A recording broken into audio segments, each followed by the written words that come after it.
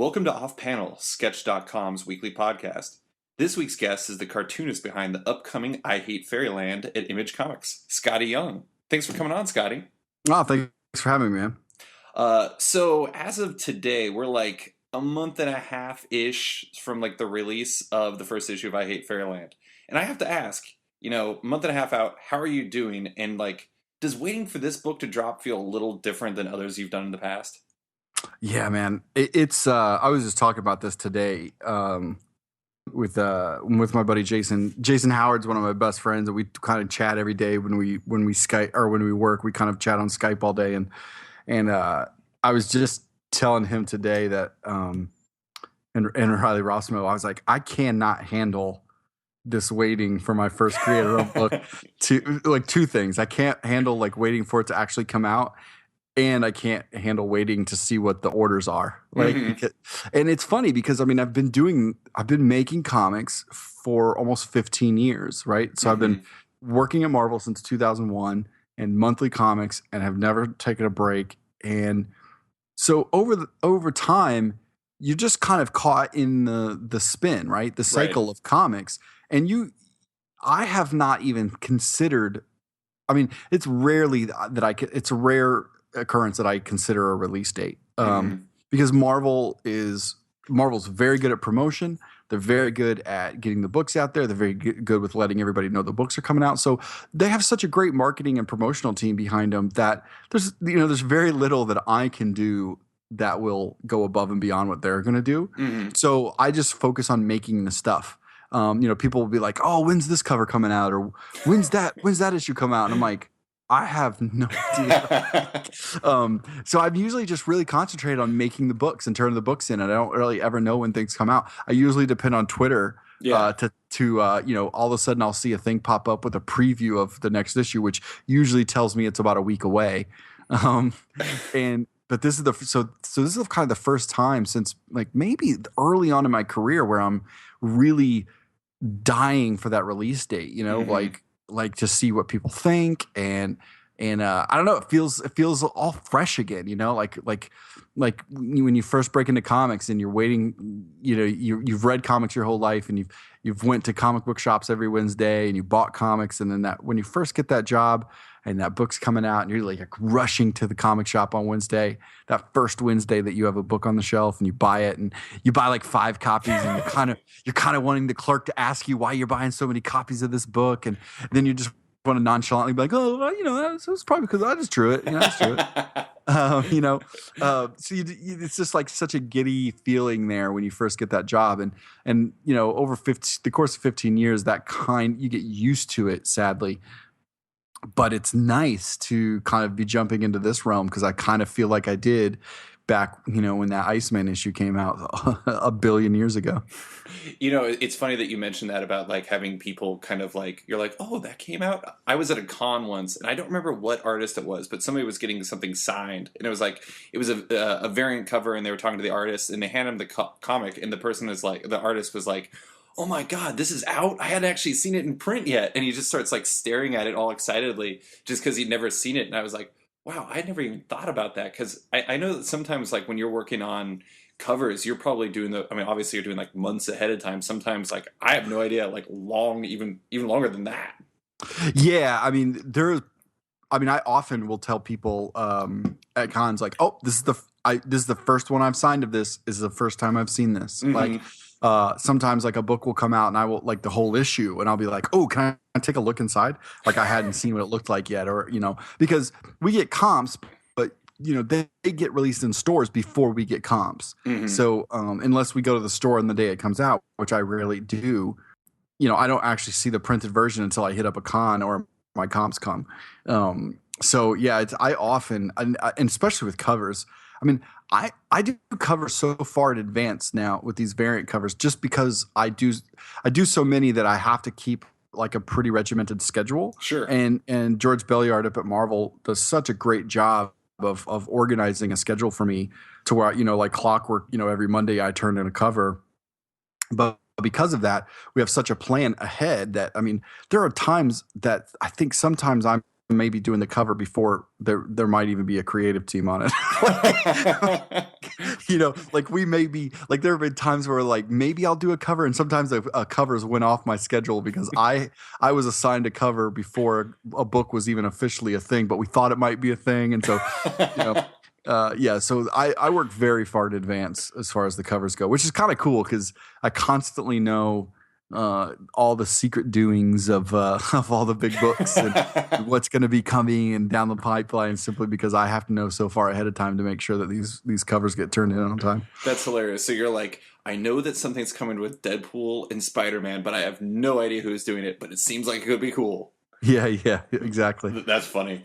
Well, I not to spoil the essay that you have in the back of the first issue of I Hate Fairyland, but you as a creator have, actually, when you first started reading comics and everything, the first things that you started reading were the Image books, like the original Image #1s, and it seems like, I mean, you have the excitement of the fact that you have this creator-owned book coming out, but then on top of it, you have the eye on your book for the first time, and it's like your, I don't know, like childhood or teenage dream to have that on there. I mean, how does that change the complexion of it? Does it make it somehow even cooler?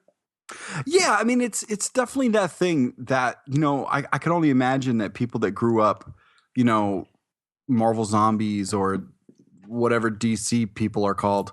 Yeah, they don't really have a name, do they? Yeah, I don't know if they have a name or not. I hope it didn't come off snarky. I wasn't mean to be snarky. I literally was trying to think, like, do they call DC people anything?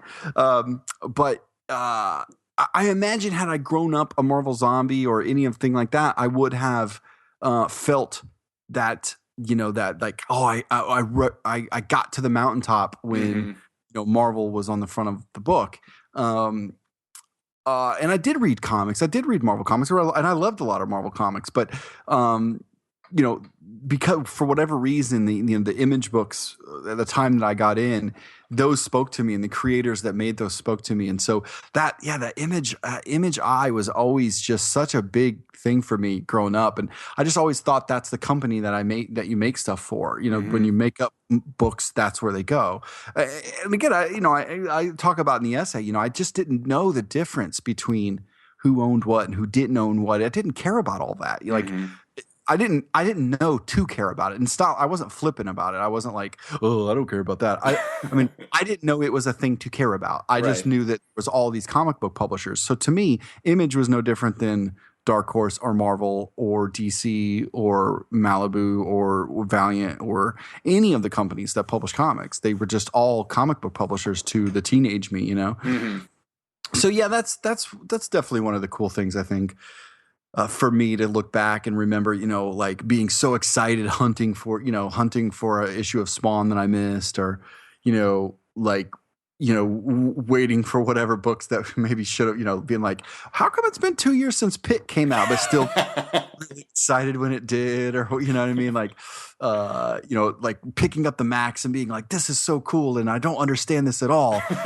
And I love it. Like there's so many points of my my formative years of becoming a reader and exploring imagination and art and all those things that had to do with the books that Image produced, that it's really cool for me to think like, oh, I might be a small part of that for someone else, or I just get to put that eye up in the corner of my book, Yeah. Well, it's funny when I was reading that essay, I was thinking, because I was like, I was pretty young when those books came out. I was like, I think 9 when the first Image books were dropping, but I was already into comics, and I may have been reading comics that I don't know if they would necessarily say they were appropriate for 9-year-olds, but I was reading them anyways. Sure. And I remember reading Wildcats #1, and we look back on that era now as being like, oh, the 90s were bad and everything, but they were so cool to me. Like, yeah, I have a real hard time with this new the lenses in which we look back at that era, and maybe it's because I was the age that a lot of people are when you get into comics and during that era. I have a really hard time looking back and hearing people look back at it and just trash it so hard, because like, listen, there are bad comics in every single era of comics. Oh yeah, right? Sure. Like in the golden age, there were tons of terrible comics. Like right now there are a lot of bad comics. There are a lot of amazing comics, and I think that we look back at all eras the same, right? Mm-hmm. Like I think that we talk about Saturday Night Live sometimes, where you know if whenever it's kind of reversed though, right? Like we look back at the '90s in the same way that we always look at Saturday Night Live, like current, Mm-hmm. where everybody always says like, this new cast, this is a funny. This old cast was hilarious. Every episode was Right. amazing, and it never was. The majority of Saturday Night Live episodes since the beginning of that show are pretty not funny, But over time, the skits that aren't funny disappear, and you only remember the really funny ones. So, like all of a sudden, you remember, 6 Will Ferrell sketches, and you think like, oh, that whole cast and that whole those 10 years were always funny, Mm-hmm. but they weren't. Like a lot of Saturday nights, you just watch it and be like, eh. And then again, like this cast right now, you'll say it's not funny, and in 10 years, this cast will be the funniest cast ever, and whatever new cast is rolled in will not be funny. Yeah. And I feel like we do that with comics sometimes, and we tend to be doing that, I think, right now with the '90s comics. And I'm sure there are a lot of people out there that will still be like, no, they were terrible, and that's fine. They may be technically bad. I don't know. I do know this: I was super entertained by them. Oh yeah, yeah. Because it's all situational too, and it's like if let's say I was like I'm 31 right now. Let's say when I was 31, now I'm 31. I go back and I read the Image comics from then for the first time. That would probably change things a bit, but at the time I was like, Grifter is a badass. I Yeah, love Grifter, and like. And I really love Savage Dragon. I didn't know what I was reading really, but I was just like, this guy's a cop with a huge fin on his head, and it is yeah, fun. yeah. I think like I try to keep things in perspective and um not try to own every inch of entertainment, right? Like Yeah. so as I get older, I have to like I like different things now than I liked back then, but it doesn't make me look back and go, oh, I used to love Spawn, but now Spawn was terrible. No, Yeah. I don't know if it holds up as well as it did when I was 16 or 17 and reading it. Hmm. It probably doesn't in that same way because like my relationships with human beings aren't the same as they were when I was 17, right? Like Yeah. I'm more mature. I've lived a lot longer. I have kids now. I say things like, if you don't eat that, you're not going to get like I do things that I can't even believe I'm saying. So, everything changes, but for me to look back and kind of repaint it with that era sucked. Now, listen, there might be people that went through it and genuinely during the time did not like the Sure. books, Yeah. and I do think that there was an older, I think if you were on the older side of reading comics at that time, if you weren't in those teenage years, it probably was a little rougher Yeah. because they were kind of, I think, more aimed at adolescent, obviously adolescent boys, right? Hmm. And that's what I was, you Yeah. know. But I still think that a lot of cool things came out of that era that we there's still a lot of classic runs, Yeah. Yeah. like end all be all runs that still came out of that era. So it's very tough for me to be like, well, this doesn't count. It's like, what years did Preacher come out, right? Like what years did there's a lot of that was the '90s, right? Yeah. It was like 94 to 2000 or so. Yeah, somewhere around Yeah. there. So I mean, there was still a lot of great things that came out, like Transmet's coming out, and Hmm.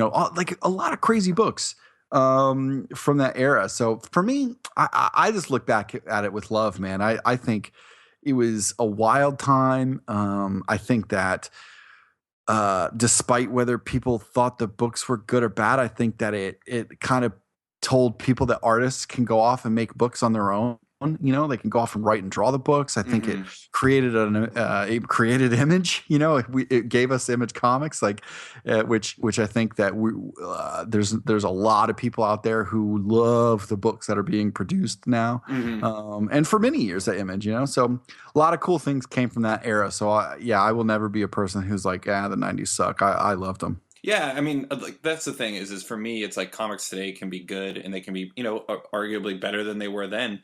But at the same time, that doesn't mean I didn't like them when I was a kid, and like it's not going to take away from that. Like I know people talk about like some of like the '90s X-Men comics and stuff like that too. But if you told 10-year-old David Harper that X-Men was bad back then, I would have called you a liar. But I was Oh yeah. also a very intense 10-year-old apparently.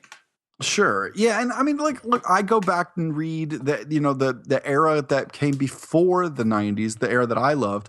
If I go back now and try to read the runs that people, the X-Men runs that people live and die by, I don't actually enjoy them that much. But Yeah. that's because they were mine, and they weren't mine at the Yeah. right age. And so reading back at them, I'm like, whoa, this is what everybody is going crazy for. But I understand it, right? So I won't ever say they're really bad. It's like, listen.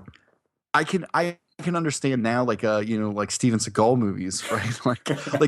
like there was a time where Steven Seagal movies were like massive box office hits, right? Like and everybody loved them. Like they were, and I loved them at the time. Now I can look at them and be like, whoa, maybe they're not as good as I thought they were. But it doesn't change the fact that, man, I love those movies, right? Yeah, totally.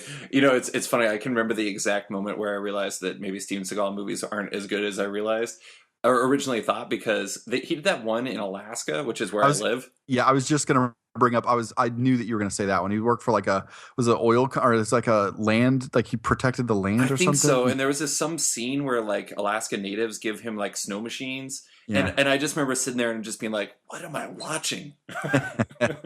Yeah. Not like Alaska, I'm going to be totally honest. But Yeah. so, I mean, you've been at Marvel for 15 years? Yeah, well, I think close to that, right? 2001 was when I first started working there. So, and we're almost to 2016. So, yeah, somewhere around there. So this project I Hate Fairyland has been coming for you, or in some capacity, or like doing the idea of you telling your own story has been something that has been in your mind for a while. Like, what were the biggest reasons you waited until now to make the leap? You know, really just I mean, through the early 2000s, it was purely financial. Mm-hmm. I think that was a time where creator-owned comics were, well, comics in general, right? Just like the industry was in an interesting place, Mm-hmm. on a couple levels. Image comics and creator-owned comics were not booming. They were kind of in a little bit of a dip. And obviously you had some guys like Robert and Bendis and guys launching some books with Powers and Walking Dead and Invincible and a lot of other books that have since now like started in that era and have gone on to big things. But it was very difficult at that time for young me to live in Chicago and kind of risk it all. Mm-hmm. When I had such a kind of a good, kind of safe, cozy position, right, where I'm getting to draw Spider-Man, I'm drawing drawing New Warriors, and I'm drawing Venom, and I'm so I'm getting to draw these characters, and I'm getting a good paycheck, and Marvel's giving me a great platform to get my name out there, and so things were going good. And most of all, I was really learning how to do this. Yeah. Like, I was not great when I got my first jobs. Like, I was not super good. I have really learned how to draw comics by getting a job in comics. Yeah. I drew exactly 0 comics before I got my job at Marvel.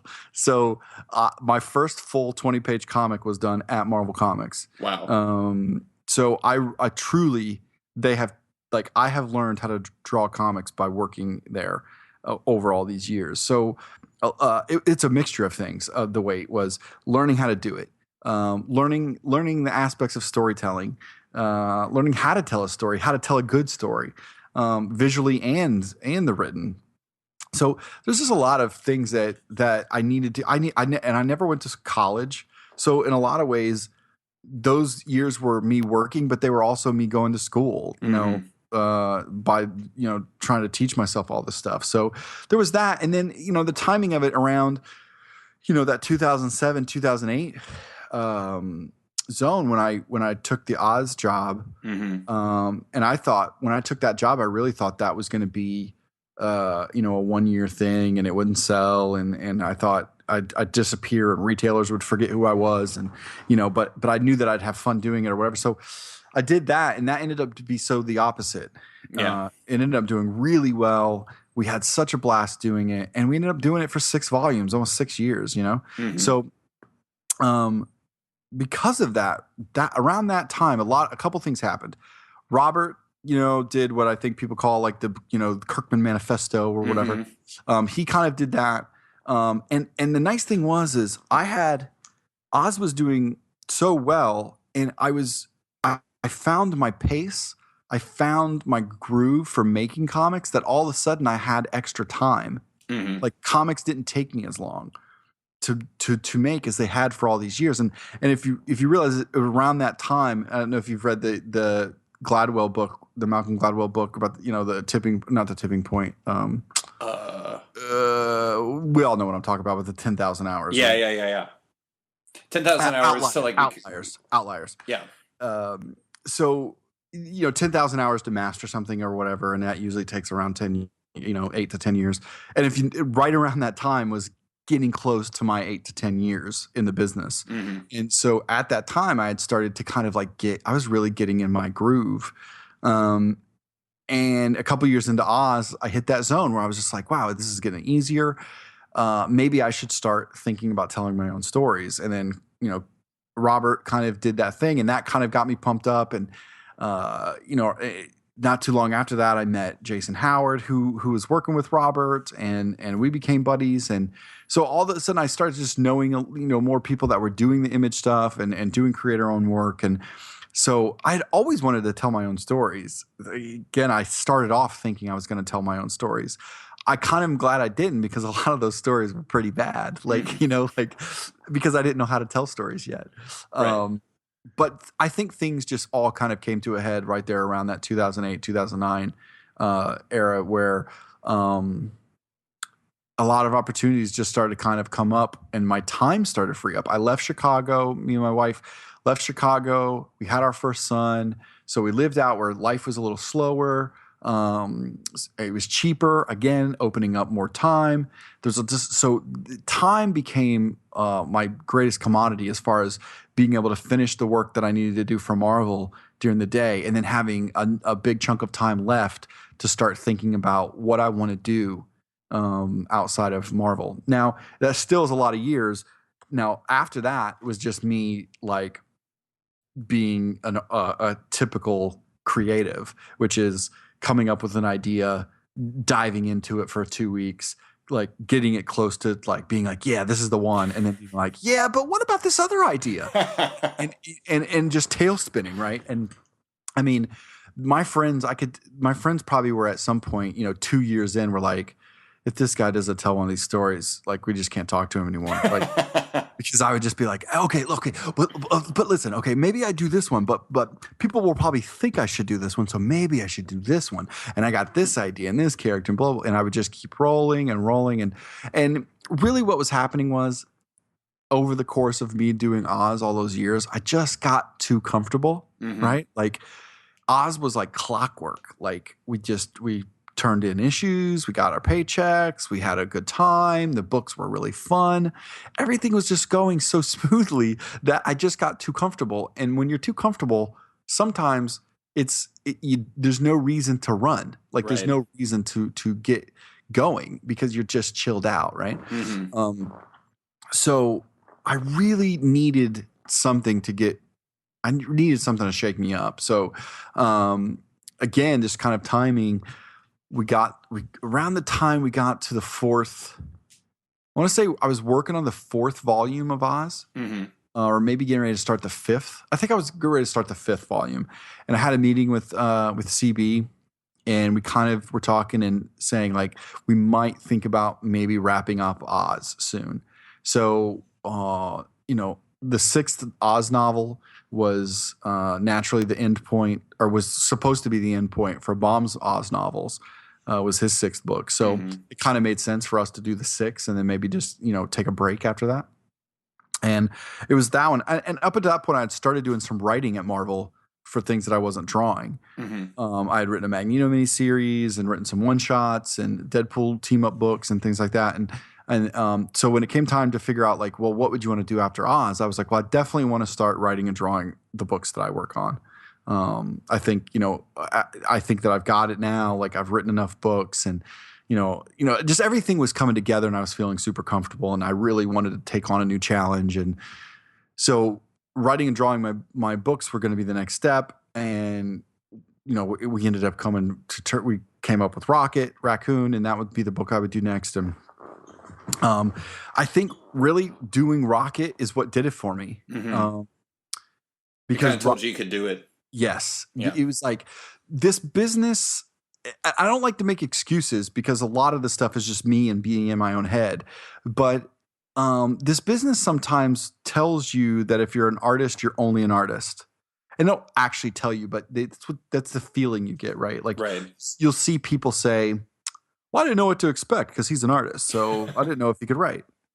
Which I get. I'm not faulting anybody, but that's a weird default thing to be, because you would assume, like, if we're all in comics, we all kind of like stories, we can probably, tell a story. And if you like someone's visual storytelling and they can tell an actual good visual story, chances are they can actually probably tell a story, Right. maybe I'm making that up. I don't know. But I just thought, I had that stupid thing in my head that thought, like, well, people see me as an artist, so if I come out as a writer artist, I need to blow their fucking minds, Mm-hmm. And because you're telling yourself that, it's very tough to just get going. You know what I mean? Just let yourself talk yourself down, and then you're like, well, this idea is too silly. I gotta show them how serious I am. People like that, it's like just a million different things. And just like everything, again, I talk about Marvel teaching me how to make comics, but not just the physical act of what goes on a page or how to draw a muscle or whatever, right? They Mm-hmm. taught me how to make comics in a way that says, do you want to do this? If you do, here's the deadline. Now be responsible and turn this in. And sometimes that would mean me saying, I kind of want to color, like before I knew how to color, use Photoshop. I was like, can I try to color my covers? And they're like, sure. And then all of Yeah. a sudden it's like, oh shit. Like, Time oh to figure shit. this out. Yeah, I got to figure this out. And that pressure, that being scared. Remember how, I said being comfortable doesn't make you do anything, but being scared makes you run really fucking fast. Yeah. So I was getting too comfortable and taking on. I had written a mini series and I had written one shots, but I had never written an ongoing, and I hadn't written and drawn an ongoing. So writing and drawing an ongoing was scary as Mm-hmm. hell, right? Because I was like, how do I do this? Well, people like it. I don't know. They're going to say I'm an artist. They're going to say, I like the art, but I don't like whatever, right? And I did it. I wrote some scripts. I drew the comics. It came out. Some people liked it. Some people didn't. Whatever. All I know was I survived, right? Like I didn't die at the end of it. It Yeah. didn't hurt me. I learned some things. I had a blast. And then I was like, okay, that was not scary. Like that was again me making comics. And as soon as I did that, after all the years of all the ideas I had, I literally after I finished the first arc of Rocket, I literally fired up my laptop and I wrote 5 issues of I Hate Fairyland That's right awesome. away. Like boom. I just wrote it and said, there, it's done. Like, and I had probably for 4 years, I have folders and folders and folders of random projects that, were in various states of finish or whatever. And all of a sudden, all it took me was finishing one series or one arc of a series and saying like, that wasn't so bad, was it? You know what I mean? It's like Yeah. literally, your parents putting you on a bike, pushing you and being like, if you fall, you fall. If you don't, it wasn't so bad, was it?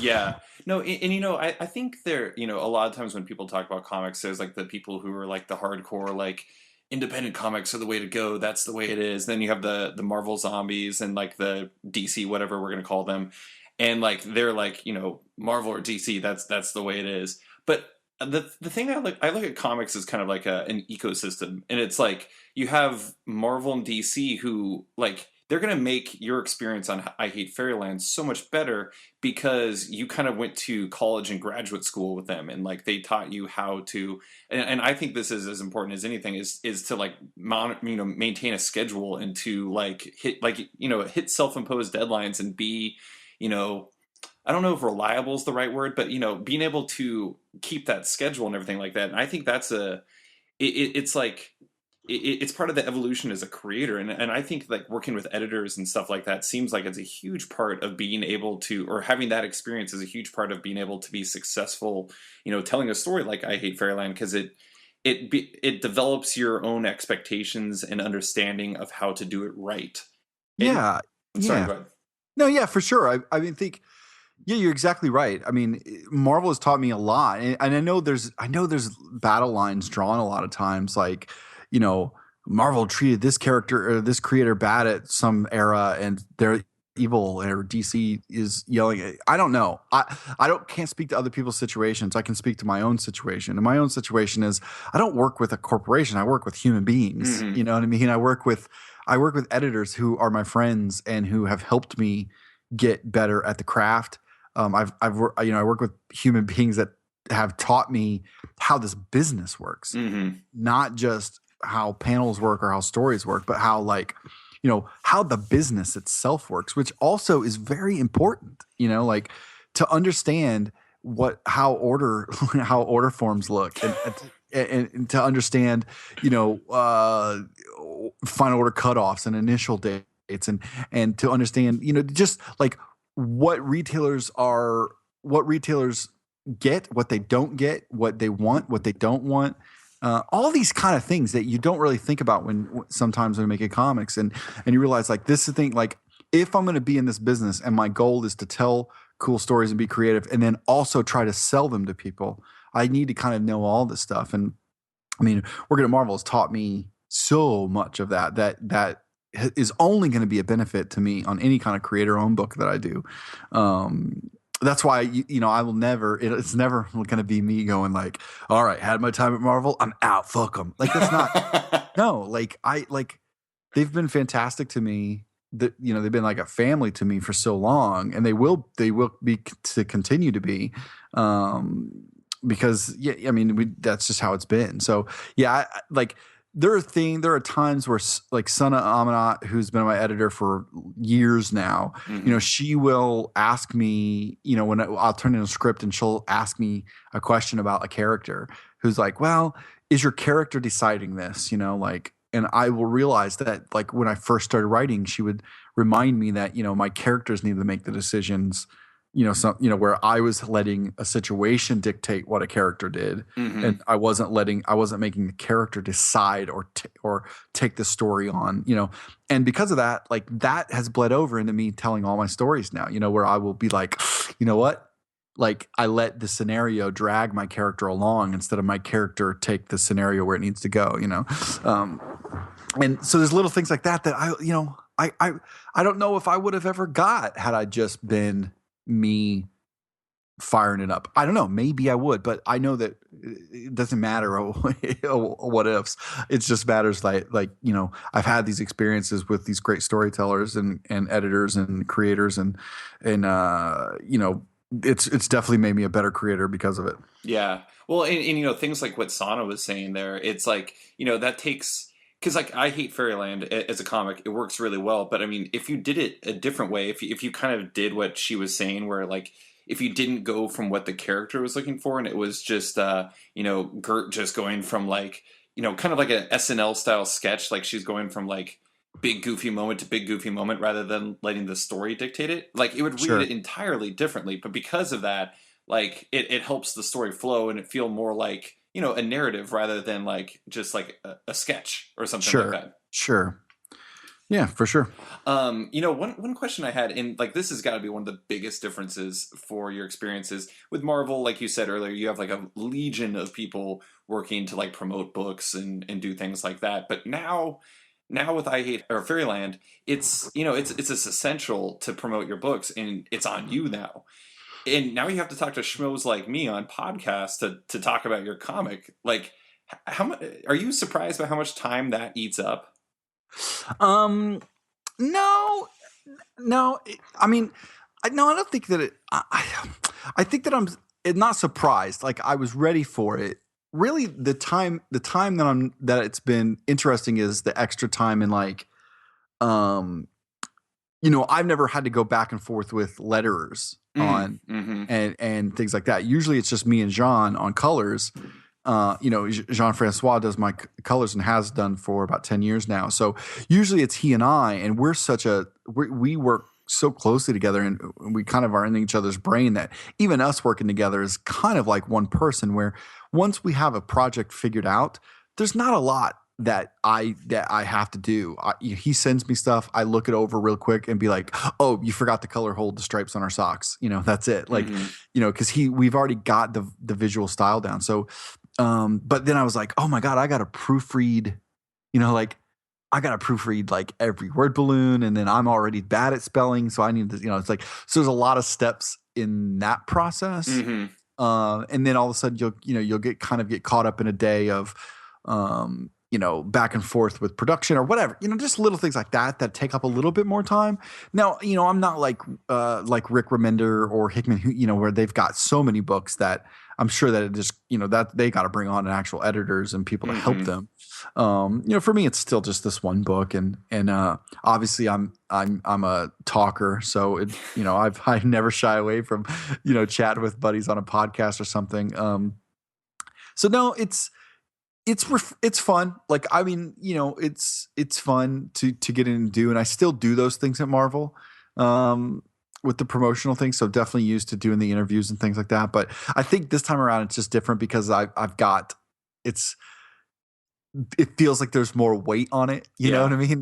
Like, is this going to be the interview that gets me, that gets someone to order it or pre-order it that might not have before, So there's definitely a little bit more of that nervous energy that I have this time around versus like, when I'm filling out an interview for Little Marvels or Rocket Raccoon or whatever, it's, I love it and I'm behind those projects and I have a blast doing them, but it doesn't feel as, it just feels like I'm additive. I'm adding to the process. I'm not. It's not on my shoulders like what I say there, right? But sometimes with it when I'm filling out an interview or I'm talking, I'm like, all right, this might be the one that gets that those 10 extra people to go pre-order the book. Let's do this. This could change everything. Yeah. Listen, David, you could change my fucking life. Okay? I'll do it, Skottie. I got it. Yeah, no. It seems like for some of the creators I've talked to who do creator owned, like one of the biggest adjustment is like like what you're talking about with dealing with like a letter like Nate. Kind of maintaining workflow and trying to make sure that like all of your plates are spinning and stuff like that because like you said that it wasn't something you were doing before, and I don't know. I mean, maybe that's something that kind of fits more naturally into you, and maybe like you already have a mind for it. But it does seem like that would be one of the bigger changes for creator owned, at least in my perspective, I guess. Yeah, I think I'm already a little bit of a control freak anyway, so it's not too big of a thing. I think the biggest challenge I had over the last last 3 months or so was I was basically doing 2 books at once. So I was doing Giant Size Little Marvels, the series for Secret Wars, and getting going on I Hate Fairyland at the same time. So I was definitely pulling long hours and long days, and that made it feel a little bit more stressful. But now I've wrapped up Little Marvels, so now for Marvel now I'm doing covers and I'm writing a series. So the art duties have lightened on the Marvel side for a bit. So now as far as interior work and stuff goes, I'm on I Hate Fairyland for a while. So I actually feel lighter than I have in a while. So it actually feels less stressful, weirdly enough. Oh, well, that's excellent. I'm very happy for you. But so one of the things you've been kind of people know you for is like you kind of have like there's like a more fun approach to a lot of your stuff. It's like the baby covers, everyone loves those because they're very entertaining and everything like that. And I Hate Fairyland itself is very funny. Rocket Raccoon was funny. Is humor something that you always like to bake into your own into your own work? Is that just like, do you look at comics as something like, not saying that they have to be always like lighthearted and entertaining and stuff like that, but is that just something that speaks more to you as both a creator and as somebody who enjoys various forms of entertainment? Yeah, I mean, humor's definitely been something that I've been drawn to in entertainment since the beginning. I think most people like comedy stuff, but I mean, I think the kind of humor that I am into has been around since, again, in those early Mad Magazine days. There's a very specific kind of ornery humor, that started back then. And I think even being somebody growing up in listening to hip hop when I was younger, in those early days of hip hop, there was a lot of hip hop was funny back then. There Mm-hmm. was a lot. It was a lot more kind of ornery humor going on, and kind of, I don't know, just a little bit campy and funny. Mm-hmm. And so I think a lot of the entertainment that I grew up with came from that. So, and again, I think a lot of those image books that we started off, they still had there was a lot of humor behind, Savage Dragon had a lot of wacky stuff, even if it was violent, even if things were over the top, there It was was still still, ridiculous. it was so ridiculous that you knew these guys had a sense of humor. You know what I mean? Like people getting their heads blown off with 200 bullets and things like that. It's like they had a bizarre sense of humor, and it was always there. And so I think in all ages and all forms of entertainment, I was always drawn to that. And I think for the beginning of my career, it's where it was just kind of like getting hired to do, just, being, do you want to do this series? Do you want to do that series? And it was mostly just a style thing, where the beginning of my career, I think I was overly focused on drawing style and not even on content at all.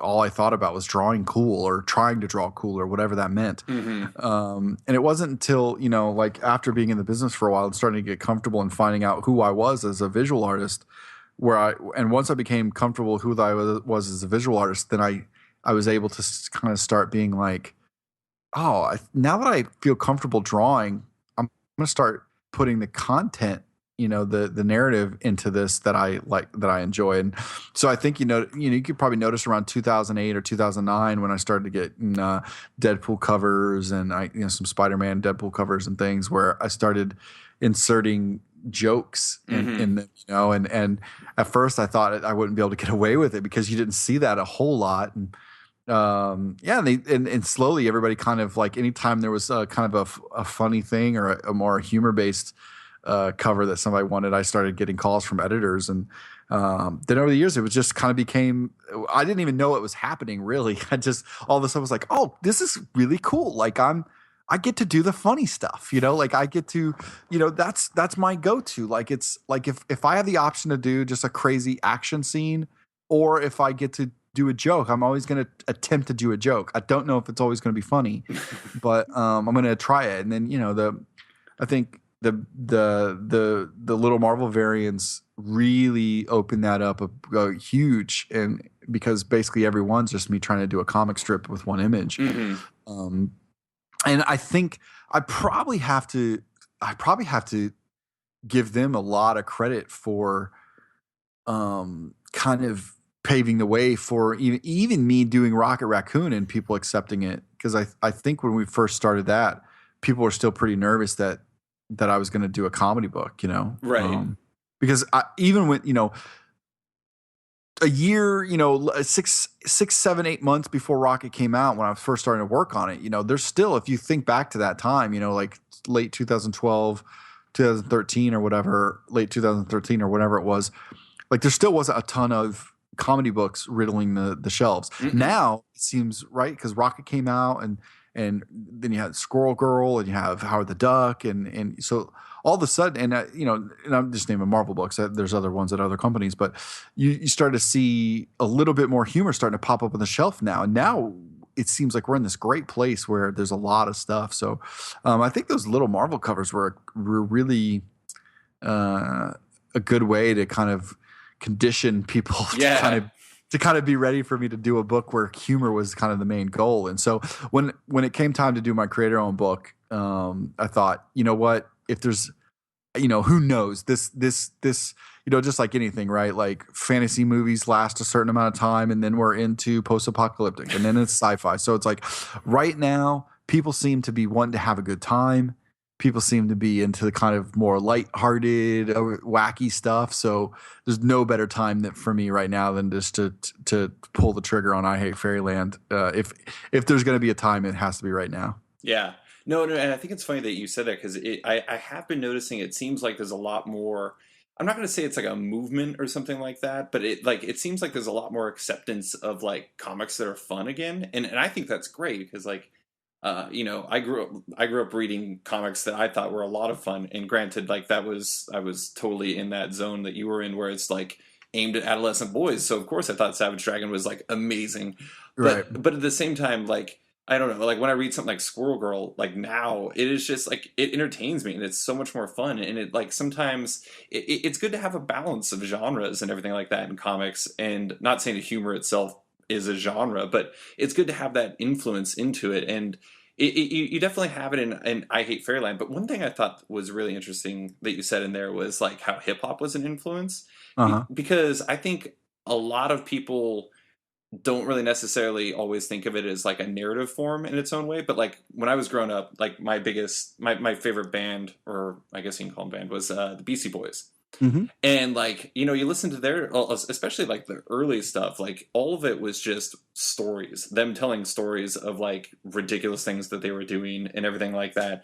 And that was one thing I really liked in the first issue of Rocket Raccoon, was you had that, Beastie Boys sound effect. But like, how do you like, how does music influence your work? Like, do you listen to music as you work? I'm always curious as to what people are doing while they work. I don't listen to it a ton while I draw. I listen to music a lot while I write. But I usually will listen to it. It really depends on what I'm writing. So during Rocket Raccoon, I would listen to, while I was writing Rocket Raccoon, I would listen to a lot of like, weirdly enough, like Clutch and kind of like stoner rock, like, cause I just thought like, Rocket was sarcastic and kind of, and we were kind of going for more of like a psychedelic space that was like colorful. And so I went for just kind of bombastic, stuff like that. And then like when I wrote Magneto, Not a Hero, that miniseries that Clay Mann drew, I listened to a lot of, like Trent Reznor. I listen to like the Social Networks, or like the Trons. I love that score. Yeah, both of those scores. Yeah, that great. And like Chemical Brothers stuff. Like, so anything that had a lot of like metal, like not like heavy metal, but actual steel type metal sounds, So I was trying to get in that Magneto metal space. And then I Hate Fairyland would be, this is going to be so weird, but I would listen to, a lot of, Edward Scissorhands, or any, a lot of Danny Elfman. Yeah, a lot of Danny Elfman stuff. Yeah, but also like Nicki Minaj, like right. I didn't see that coming. I did not see that coming. Because like you've got like Nicki Minaj is like just like she's like feminine and also just really hardcore. So it's like this weird mixture in her lyrics, and they're so dumb and silly and over the top, and just that it's exactly Gert. Like there's literally a couple lines from a Nicki Minaj song called I'm Your Leader that it's like it's my theme music for Gert. Like so yeah, there's a couple of Nicki Minaj songs that I've listened to because I thought like this is how wacky Gert would be, right? She like you'd hear a Nicki Minaj beat, and Nicki Minaj saying some foul shit. So really it's just different. And then usually when I'm actually physically, when I'm drawing, I usually either do podcasts or I'll do, put a TV show on or a movie or something, or sometimes I don't have time to play video games, so I'll watch video game walkthroughs while I work. So that's my way to play video games. That is really funny. Yeah. So yeah, that's what I do when I'm working. It's funny. Like when I was, growing up, I was a huge video game fan. And there was this like point in college where, and this is like probably the saddest thing I can possibly admit. Well, probably not the saddest thing, but it's fairly sad. Like where I kind of got to the point where I was like, I really enjoy the stories of video games, but I like am almost too lazy to play them because like they're so intense these days. Yeah. That like I actually enjoy watching other people play video games more than I actually enjoy playing them these days. No, listen, that's how this came about. Was a couple years ago on Twitter, I actually said the exact same thing. I said, look, all I want to do is watch. I want to get someone to come to my house. I literally said I want to get an intern, but not for anything art related. I just want an intern to come to my studio and play video games so I can enjoy the story. Cause I played Final Fantasy VII back in the day, and the Yeah, Final yeah. Fantasy, and I loved them. And I kind of like, man, I'd really like to go through all that again, but I was like, there's no possible way I have enough time to play that, right? So I was like, I just want to intern, and I was just joking, right? And then everybody was like, they tweeted back to me like, just watch playthroughs on YouTube, and I was like, holy shit, how did I not think about that? And so the playthroughs on YouTube is exactly what you just said. It's like it's getting to watch someone play it, and they talk about it and they read all the stuff. So you get the story, you get to watch all the fights, you get to watch all the stuff, and you don't have to do anything Yeah. except be like, yeah, that cloud summons Bahamut or whatever. It's pretty dope. So Yeah. No, it's funny. Like, so I grew up, Final Fantasy was like my favorite. I played like 4 and 6 and 7 and 8 were all my favorites. mhm. And there was like, I think it was right like in college when the 10th one came out. And like my friend was playing it and I was watching him and I was just like, it made him seem like he was some sort of mystical being because I literally no idea how he was doing what he was doing, but it was Right. really fun to watch him play. Because Yeah. like the Final Fantasy games, I feel like I learned a crazy amount from those games. Like I learned a lot about like mythology and just like random stuff, and it's Yeah. amazing all the different things or things in my mind that have come from those games. Oh, it's But huge. Yeah. but yeah, no, it's funny that you say that because it's like I would totally be down with that. One of my favorite not New Year's Eves, but New Year's Days because I was crazy hungover. I like went over to my friend's house and he had pizza and stuff and his brother was sitting there playing Assassin's Creed and I just like laid there for like 2 hours just watching him play Assassin's Creed and he's like I can turn on TV if you want. I was like keep playing, this is amazing. Yeah, dude, I think it's fantastic. Like, I just love watching it. I mean, I felt the same way like about Final Fantasy VII. Hmm. Like after I played Final Fantasy VII, I was I mean, because it took like 2 months to beat, right? Like, Right. so you lived and breathed that game for 2 months, and then all of a sudden it's over, and you feel like, why did my family just leave me or whatever, right? Why Yeah. am I so depressed? And then I remember after that, like I basically created, I just started like sketchbooks and notebooks, and I just was like making up my whole world, right? Like, and I was basically just ripping off that and just putting analogs in, right? Like, okay, here's my world, and it's this, and here's this guy, and he's the boss of this level, and or whatever this world. And this was gonna be my epic comic book, right? Uh-huh. It was. Thank God it never happened. It was just it was just horrendous. Did your lead character have like a weather system name? I can't even remember what their names were at this point. I don't know. It was a hot mess. It was so hot mess. And then luckily, like right around that time, right after we all beat Final Fantasy, and we were like looking for something to fill the void. Joe Mad came out with Battle Chasers, and we were all saved, right? Because it looked like Joe Mad had just beat it too. Yeah. So it was like, oh, he feels me. He's giving me what I need. Oh yeah. Oh yeah, yeah, man. Cliffhanger. That was like. So I actually stopped reading comics for like 3 or 4 years, like around the year 2000. It was actually basically I finished reading Preacher, and I was like, it's not getting better than this. I'm out. I'm done. Yeah. And Yep. but anyways, but like the cliffhanger stuff, that was another one that I was like really into. And it wasn't just like the Battle Chasers and Danger Girl and Crimson like the first three, but I really like you were talking about how you were reading a comic and you're like, I don't know what's happening, but I like it. Like Chris Bachalo and God, who wrote it? Joe Kelly. Was Listen, it Steampunk? I'm just gonna tell you right now. I own like 10 copies of each of those trades. Mhm. Like I was obsessed with steampunk. I loved it. It was awesome. I had no idea what I was was going obsessed. I have commissions from all types of artists of steampunk characters. It was my favorite book Yeah, ever. it was awesome. But And I've had now I bought the book as it came out. I was obsessed with it.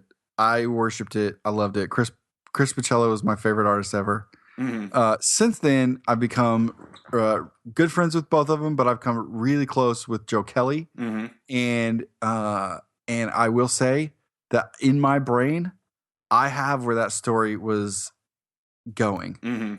So he has told me I have the near complete steampunk in my brain. So I feel like some sort of special being because this book that I worship that ended like way too early. I know where it was supposed to go and keep going. So I was the same way, man. I loved steampunk so much. It was so cool. Yeah. Oh, I really need. Like, I don't have a trade of that. I just have the original issues, and my So because I have so damn many comics, they basically reside at my parents' house. And so if ever I want to try to find one, I have to like dig through and and like like take out a million long boxes and then dig through and try to hope that I can find something. They really should. I don't have they done a printing of steampunk in like the last 10 years? No, they haven't. And I brought it up to both of those guys, and I have a feeling maybe they're. I don't know. I have no idea where that is, but I bring it up to them all the time. I'm always like, "Listen, you guys need to make a hardcover. You need to come back and do the series. Just like I'll do it. You'll need to do it. You know, I will do covers for it. Do it now. I will do everything. I will do it all. I don't even need credit." So now we just need to start a steampunk fan club because you're the first person I've ever mentioned that to who's like immediately knew what I was talking about. Oh yeah, no, I worship the ground it walks on. I love it to death. Well, actually, like the last thing I want to talk to you about was a little bit about your art that we had talked about in the art feature, and I thought it was really interesting that you said, and I know this is getting super probably deeper into art talk than you probably get into normally, but I thought it was interesting that you keep your when you're working digitally on like the penciling phase and everything, that you keep your zoom at 95%. Because I've talked to a lot of artists who, as you said in our art feature that we did, get lost in the details. Like they zoom in, and then like next thing you know, they're like noodling around with something that's like at 1,000% zoom or something like that, and like then that issue takes 5 months to do or something like that. Right, right. So was that what have you always done that? Have you always been disciplined in that way, or is that something that you figured out as you went along and refined your practices over the years? I think, well, it's interesting because before I ever drew on the computer, I was always coloring on the computer. So it was a lesson that I learned in coloring. Josh Middleton, I probably learned it from him because Josh was it probably still is a habitual noodler. He's an amazing artist, and he would get in Photoshop and zoom in on, a background character and render out, a pouch on a character that in print is like 2 centimeters tall. Yeah. He would just get in. And so kind of by watching him, spend 2 hours on, a character that's, an inch tall in the coloring phase made me realize like, God, that's not efficient. That's definitely, so really it was I kind of started that back when I was coloring was never zooming in too much when getting in the detail side of things, because I need to see what will be seen, and I don't need to. I mean, the comics are it's a like the comic leaves the state, like the train leaves the station every 4 weeks, right? Like. Right. Or whatever your deadlines are. And so you need to be on that train. And so I just figured out like, if they can't see it in print, why am I going to do it? Like, yeah, so I just figured out if I keep it around, somewhere between print size and, the 11x17 size that we usually draw at. If I keep it around that size and don't zoom in and out, then I'm going to be somewhere around pretty accurate to what people are seeing, and not going beyond that. And listen, my style's not like a noodly style. Like I don't, everything's kind of loose and it's big shapes and it's big expressions. So for me, that's why I don't say it's a rule, and I don't think like I'm very against rules. I hear a lot of people with this digital and traditional, and there's it seems like a lot of people want a lot of rules, and it's kind of crazy. I just feel like I don't like rules. Why does everybody want rules? I just feel like for me, it works for me to not zoom in and out, because just the way that I draw, it might help somebody with the way they draw, but I just draw big shapes and big expressions and big motion and things like that. So for me, there's no need to get in too deep and noodle or whatever. So yeah, I learned with coloring, and then once I got the Cintiq and started, I really tried to not zoom in and out when I'm drawing, because I know that I will start to fill up a panel with more things than it should, because there's going to be a lot of word balloons that's going to cover up a lot. There's a lot of things, so I try to keep that in mind as much as I can. Yeah. Well, for me, like as somebody who's like, sits in his house and reads comics, but like not that I have a lot of knowledge of exactly what you guys do for everything, but it seems like, with comics, the creation of comics as it is with anything, it's like you got to do what's comfortable for you. And regardless of if it's digital or if it's print or traditional or if it's a combination of both, you just got to do what works best for you. And it's like I think what you're talking about makes a lot of sense, but at the same time, like I know as a person who like can like fidget on like you can focus on like a section of an article or something like that. Sure. For me, like I could easily see the allure of like going down and like designing that pouch and making sure it looks super awesome or something like that. But it's like you got to find what's comfortable for you and what works for you and like what you can make work in your schedule and in the overall story you're trying to tell. And like it's cool that you figured that out fairly early on, because I have to imagine that makes your life a lot easier. Yeah, I mean, I think it comes down to like, a lot of times we talk about, if you, again, because there's such a kind of digital versus traditional thing out there, and it seems that people talk about the process and what you should do and what you shouldn't do and things like that. But for me, it's never about what should be done or should be done. It's just about what I want to accomplish with art. Like what do I want to say with a drawing? I don't really care what the tool is for me to say it. I like lines and ideas are the goal for me. So for me, it's like whatever things help me express those ideas, that's right for me. But like Josh liked to render those pouches because that's what he wanted to say with his art. Right. Like, so he wasn't doing anything wrong. He was doing things slower, Right. And so the books were a little late sometimes, but that's something that's fine. If everybody's fine with it, then that's okay. That's what he wanted to say with his art. He wanted to communicate that even the smallest thing in the background was important enough to have that level of attention to it. That was his art. It's like Josh was also an amazing guitar player who could sit there and just like noodle solo forever, right? And again, that like he was conveying his art through that sound in that way, like such an attention to detail in these little notes and chords. And I like to convey my art in a different way. I like to convey big, loose, kind of gross lines sometimes, And so to do that for me, the way that I'm going to do that is, don't let myself get lost in that, because if I get lost in that, I actually lose what I feel like makes my stuff the best communication tool that works for me, which is letting the reader fill in a lot of the gaps that I leave. When I look at like a Bill Watterson or whatever, it's like in my mind, if I tell you to think about Bill Watterson and Calvin and Hobbes, you probably think of these really perfectly drawn cartoons. And then if I say, now go look at it real quick, and you look at it, it's a mess. Like lines don't touch and things are open and the lines are like wobbly and ink, it's muddy and it's gross. But in your head, you've filled in all that because of, the nature of the way that he's communicating with those lines. And so, yeah, for me, it really is like whatever you want to say with your art, say it, and say it with the tools that you want to say it with. And then, however anybody else wants to say it, that's fine too. Like it's all tools in a toolbox, man. You know what I mean? Yeah, no, I mean, and I think that's one of the coolest things about comics today is the fact that like there's room for everything. There's room for everybody, and like and there's more mechanisms to get that stuff out there. Like you can go to Image and release a book. You can go to Marvel and release a book, and like you can do a web comic. Like look at what Berkeley Breathed is doing now, where he's just releasing Bloom County on Facebook. And yeah, it's crazy. I have literally, like, I work in social media, and I have literally no idea how he's leveraging that financially.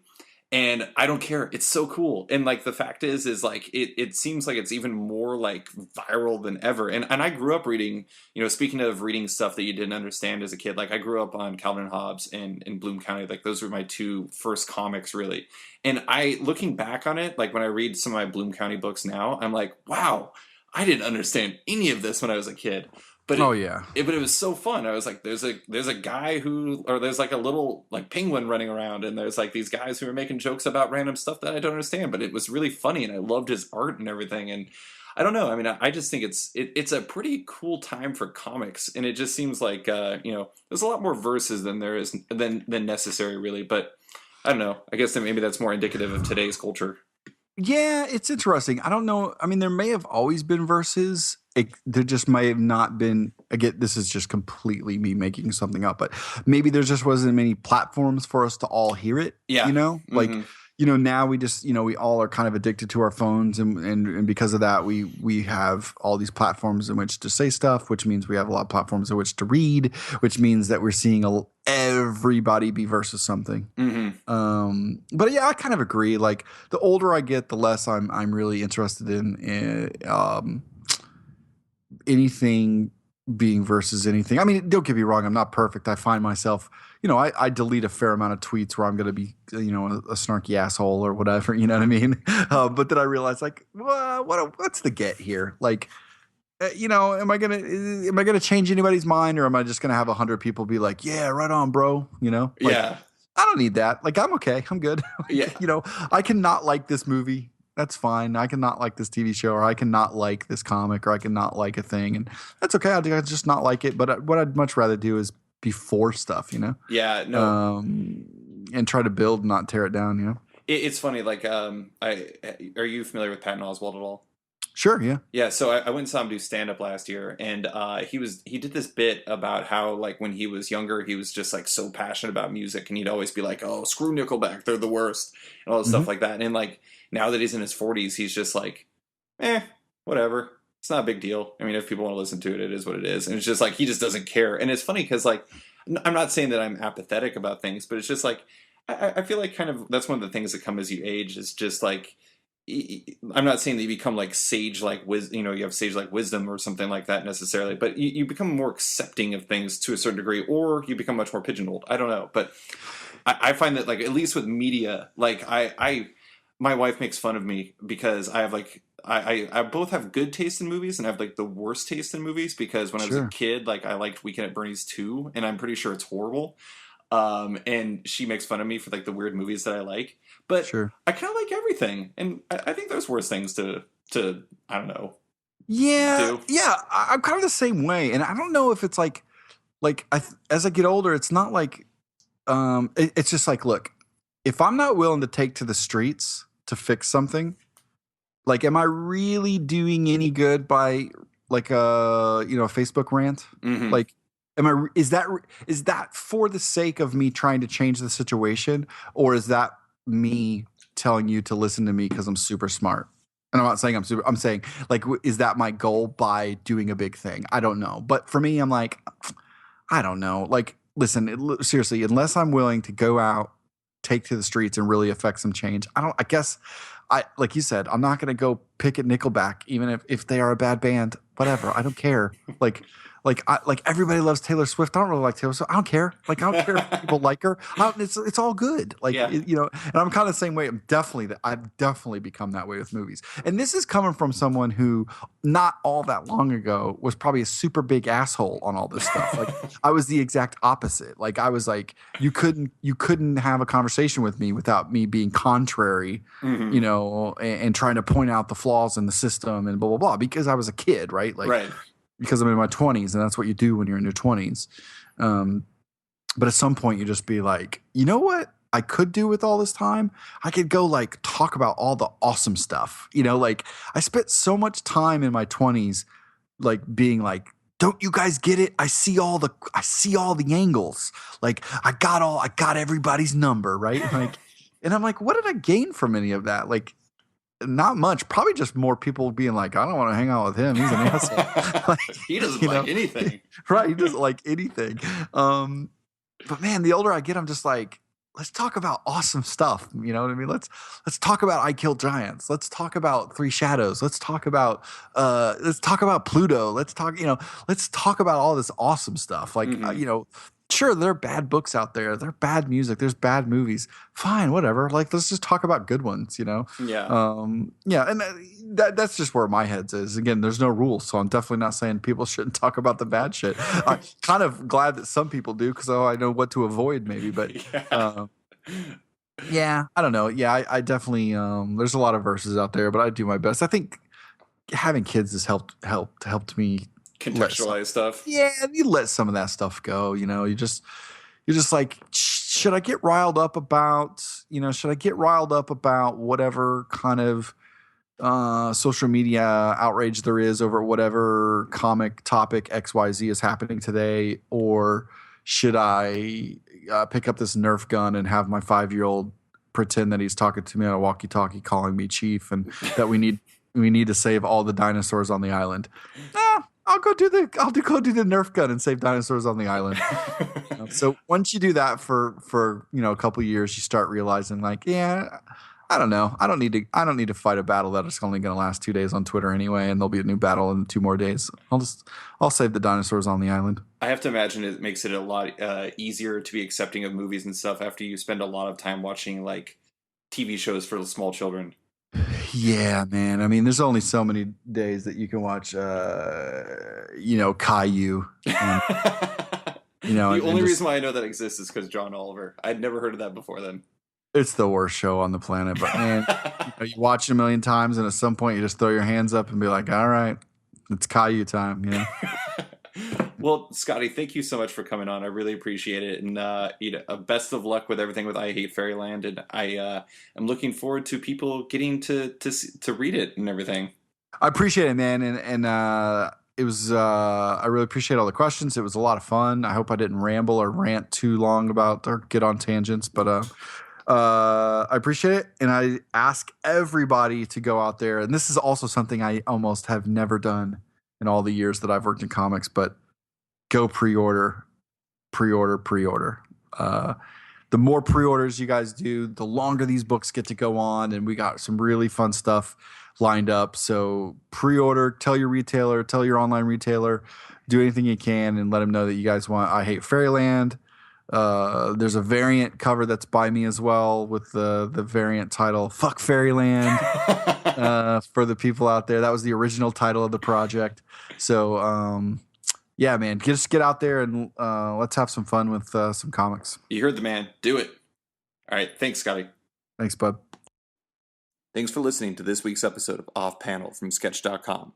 You can find this week's guest on his website at SkottieYoung.com, on Twitter at Skottie Young, and make sure to pre-order his book, I Hate Fairyland #1, at your comic book shop. You can find other sketch content at Sketched, that's SKTCHD.com, on Twitter at SketchedComic, and on Facebook at /Sketched. Tune in next week for another episode, and thanks for listening.